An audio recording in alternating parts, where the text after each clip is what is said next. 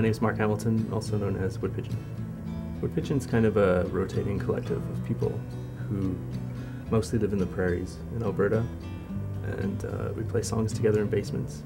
The new record's called Die Stadt Musikanten, which is based on a German folktale.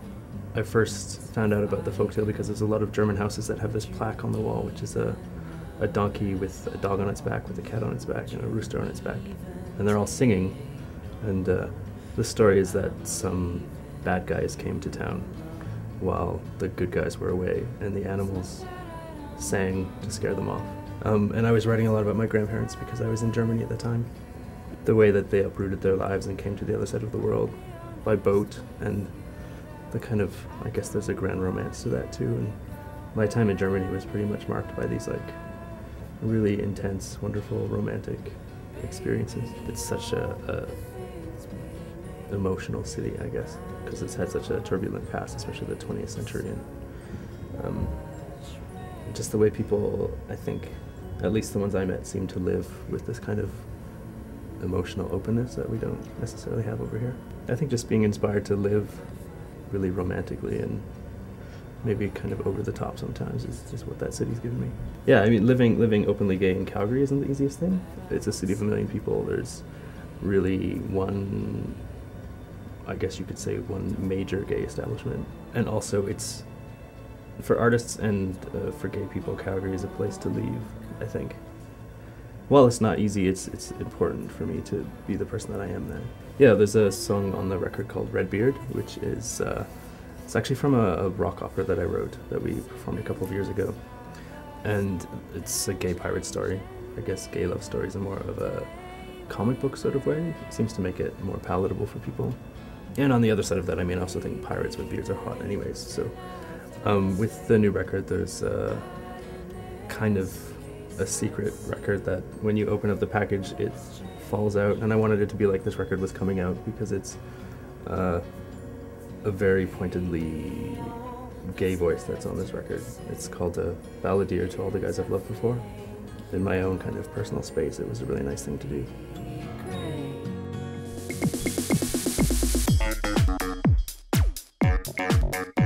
I'll be the first person to say I am not hip-hop. I rap because I can't sing, and I really love being involved with music, and I love making beats, and I love the power of rhyme, and I love making rhymes. But if you are actually hip-hop, to a certain extent, you kind of have to follow by the rules, whether spoken or not, of what hip-hop is, and one of them is you can't be a fag, you know, and if you are, you can't say it. And I'm certainly not gonna like live my life by a culture's rules, because if you spend so much time trying to be accepted by somebody, then it prevents you from being creative and making like a new sound. My sound for this record is pretty hard for me to describe because the whole album isn't very conceptual. Like, I'm really inspired by a bunch of different sounds, but ultimately it's me rapping over music you can dance to. I'm really inspired by New York. I think what New York means to me is just being able to be whatever you want and having access to everything to make your dreams come true. And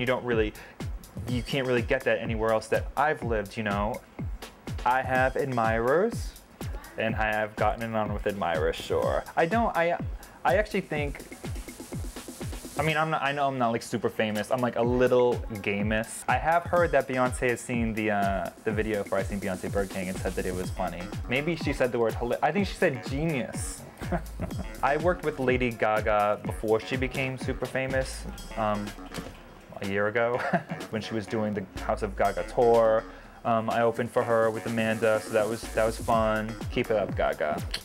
Well, me and Amanda Lepore get along really well together, ultimately because we're both water signs. I'm a Cancer and she's a Scorpio. She's so happy that, you know, these things kind of like just like fell in her path, and I really like owe so much to her, and she like just changed my mind and my way of thinking. I want straight people to buy my music. Okay, well, straight people. I want straight money. I don't just want gay money. I want to be loved by everybody.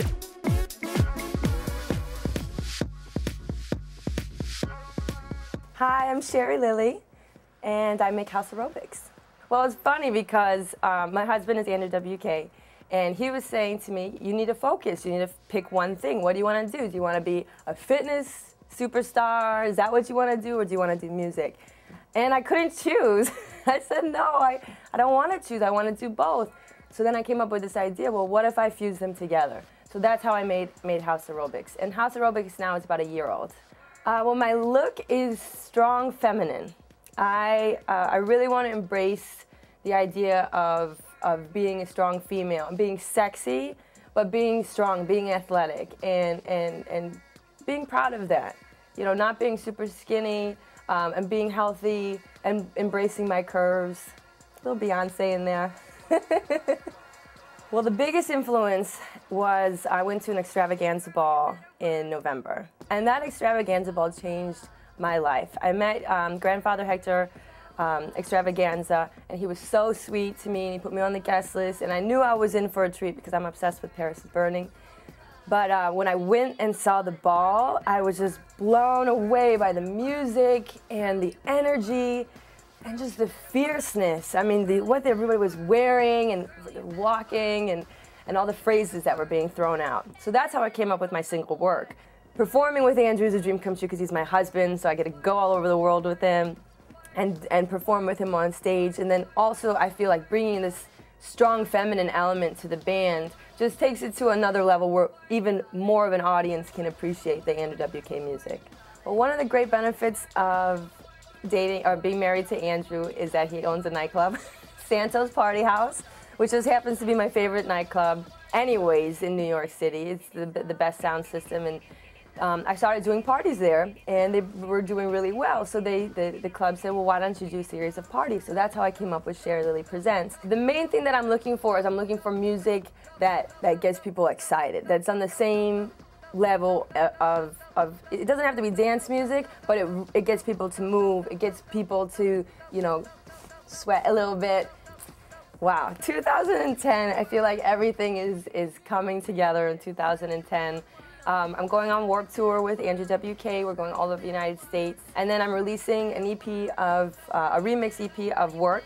And then I'm working on a fitness invention, which I can't tell you about because it's secret right now. That's coming out, and then I have a DVD line series that's going to be coming out with that as well. And then all the music on the DVD line is going to be my original music. So it's going to be the invention, the DVD line, and then a CD with my music. The most important thing is that it's about having fun and about inspiring the audience and getting a reaction out of the audience and hopefully impacting them in a positive way, because that's really what my whole aesthetic is about. It's about having fun and feeling good. And if I can transmit that in my music or my classes or anything that I do, then it's a success. Hang up this picture. We recorded the album in Weed, California. We were in a space where all we could do all day is play music and focus on absolutely nothing else. For the first time on this album, we collaborated on 2 songs. I bring in my part on the guitar and vocal, and then they add their parts. I'm totally happy to be out and be myself, and if that's part of the story, then it's a real story. More so what we had to earn was respect, because, and I know this is going to sound very forward, but the fact that we all have vaginas. We still have to deal with that, you know, walking in, loading gear, and they see females walking in, and they just, they have that attitude. To me, I don't so much see it as a challenge, I see it as breaking down people's perceptions. One of my hugest inspirations is the Beatles. I grew up listening to them. David Bowie, The Pretenders, Jeff Buckley, Prince, and Michael Jackson, and Marvin Gaye. So, sort of a blend of that, and then a little bit of Motley Crue in between that. My biggest, I guess, bass influence is Flea. First song I learned was Under the Bridge. Nowadays, the music I'm listening to is pretty mellow, sort of. Like Death Cab for Cutie and The Stars and stuff like that. When I was on the road, you know, my experience was that you have these 2 worlds. You have the road and you have home, and it feels like you become a very split person. And I think I put myself in such a comfortable place of feeling so far away from people. I wanted to keep that distance. If you're not close to anybody, you don't get hurt. And I think I wrote the album from this really like outside perspective, just kind of like looking around me. And I don't know how much you can sort of prepare for it, but you can try. It's almost like you have to process leaving, and then you have to process coming back, and you have to just keep processing things and being really aware of what you're doing.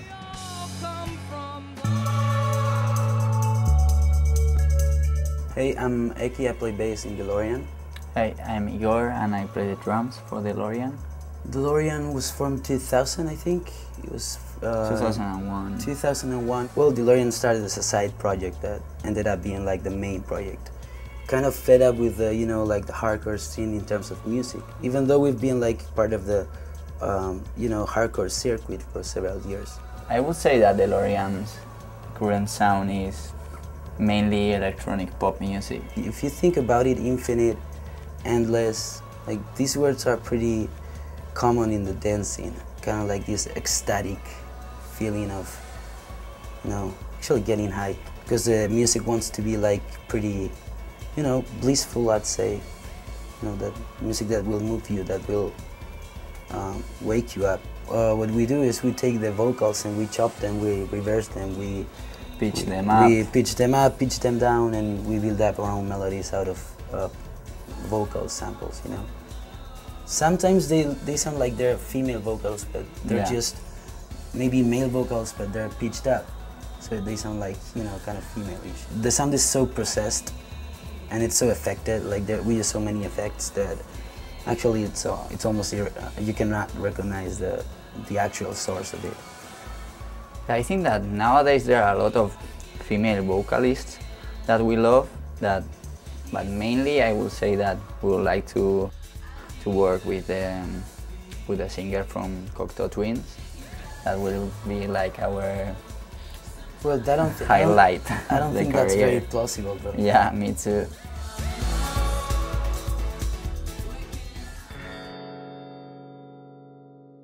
Hi, I'm DiFranco. Well, I should hope that folk music has changed, or else it's dead, right? You know, if we're not changing, we're done. I believe it has, you know, I mean, through somebody like me, or there's so many people out there reinventing the genre and making it their own. And I came up on the folk circuit, and I consider those all my people, you know, the indie promoters and the just lovers of music and song crafting, and they're often activists, you know, and every show is also a benefit for something, and so that's kind of, you know, the spirit that my music comes from is very much, you know, one of a folk singer in this world. I've had, you know, I've fallen in love with girls at times in my life and with boys, and I've sung about it all, you know, I've sung about mics and even whatever the gender dynamics, the power dynamics, you know, the queer dynamics against the overarching, you know, conform, you know, homogenous society. Anybody who's whatever, speaking to that and being free about it, I think could probably connect with all kinds of people who share that same struggle and are also trying to negotiate a room for themselves in the world, you know, whether it's somebody connecting as another young woman, or, you know, as a queer in the society, or as a whatever, or as a, who knows, like, you know, I just love to see different kinds of people at the show connecting in their own way, and it's always fun to play, you know, for the most diverse group possible, because then everything that comes out of your mouth, you hear it through many ears, not just your own and your own tribe. I think that the role, or the job of every human is the same. Whether you're a rock star or a janitor, I think that your job is to be true to yourself and your own purpose. And that's different for everybody, you know? So I'm not gonna tell every public person that they should approach it like I do, you know? I think that, you know, we all need to fight in whatever way we can conceive of for whatever it is we believe in, you know? So one of that story, though, that you put out about this artist who, you know, is told by, you know, the money people, don't look too gay, or, you know, orchestrating somebody's image and their career and saying, play this song and say, don't, left, right arm up. All of that is what I chose to avoid right off the bat by being independent. You know, that was, you know, one of my points with that, with sort of, that led to being Indie Girl USA, was just knowing I don't want people with profit motive to be making decisions for me or even with me. I don't, you know, it's engaging with freaks and artists and you know, activists that enriches my life, that teaches me, that makes me grow. Engaging with that is just about how much compromise can I stomach, you know? So I just decided way early on, I don't ever want to be in that dude's position, you know? I'm gonna make my own mistakes for all to see, but they're gonna be my mistakes. Like anybody who's, you know, passionate about political evolution and just hungry for change, the big P political process, you know, in Washington is very maddening. You know, it's very slow and it's very imperfect. Democracy is not about a superhero swooping in and saving us. It's about us collectively saving ourselves. And through him, I think we have, you know, we have a huge sense of possibility. And if we can capitalize on that momentum that he has brought us back as citizens, we can be that change, you know, not wait for him, not, you know, I mean, I think at this point, we should all be calling our Congress people and say, get behind this bill, but, you know, this is, you know, really, my instinct right now is to help him, not criticize him, because compared to any other politician that I've known in my life, he's head and shoulders cooler.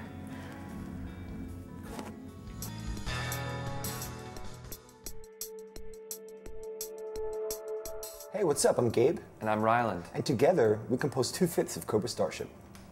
Working with Cara Diagordi was a really cool experience for me. It was my first time in a co-write scenario. We get a call saying, yeah, this woman Cara has 2 hours that she can spend with you to come in and do some writing. And we're just like, who? Like what? Yeah. You know, she's like a top line writer. We didn't know what that meant. Like, what does she play? What does she play? Yeah, what does she do? What can she do for me? And then if she doesn't play anything. Yeah, and then we're like, well, how's that gonna work? And then she just came in kind of, and we were kind of riling her up a little bit. We were hazing her a little bit. We gave her the song that we were working on anyhow, and it was a beat that we had already kind of resigned that we weren't gonna use. We were just kind of like, this one's so-so, we'll let her mess around with it. And in like 15 minutes, she like had this great song and this great idea, and we were thoroughly impressed. So we were hanging out outside the Gossip Girl filming the set, which we usually do when we're home from tour. We just go straight to them. They do an open casting call. I've been trying to get a role as a waiter for, didn't happen. This chick comes out, Blair Waldorf. We sent her Good Girls Go Bad, and she loved it. And then yeah, and then she just called us back immediately, or she might have called you back. For some reason, she said her phone was full and she couldn't take my number, which is cool. We're big Gossip Girl fans in real life, and that's for real. For real. We kind of made it into a little "Don't You Want Me, Baby" song. The new album isn't really that much different, is it? No. A lot of the same shit. Newer. It's newer, yeah. It's newer, and the year is different. The year is going to be different on the inside of it. The artwork's going to be different. It's going to sound different because the songs are different, but it's, I think that it's almost... we just changed the order of the chords, though. We use the same chords. Yeah, we actually didn't even record anything new. We just took old stuff from the last sessions and just remixed it. It's wonderful what computers can do these days. I think it's gayer. It's gayer. We have a lot of girl parts in the song, like a lot of like sing-along girl parts, horns. Having females doesn't make it gay, Gabe. I think you're... I'm not saying that. I'm just saying like goody two, goody. Like, yeah. We embraced our thespian side a little bit more. There is a lot more, I think, theatrics. A lot more theatrics. We have a lot of kids that have gotten Cobra tattoos, which is awesome when that first started happening. Kids got Cobra tattooed across their bottom lip, which is actually what inspired the Hot Mess album artwork. Which is like really crazy at first. You're like, whoa, you sure you want to? Okay, awesome. I'm glad it's us, you know? Yeah, this girl made a doll of me, which is like a good-sized doll, and like everything was me to a T, like purple hoodie, the same hat that I wear, like this weird imperfection in the hat. The exact sneakers that I wore for a long time, like these what sneakers are those? Keds? They're like Keds, pro Keds, big pro Keds. Yeah. And everything, the hat, the same impression of the hat, and then I'm like playing with the doll, I'm like, oh, the pants come off, I'm like, oh, that's cool, and then I look at my leg, and there's the same exact tattoo that I have is in the doll. It's crazy. I'm like, how does this girl know what my tattoo looks like? I'm like, well, doesn't matter. That's really sweet.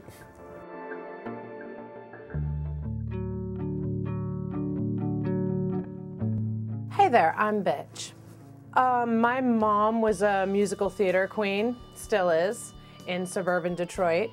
And she used to run a tap dancing school in our basement. We never really listened to music when I was young. It was always either sung by my mother and my sisters. We all grew up singing and harmonizing.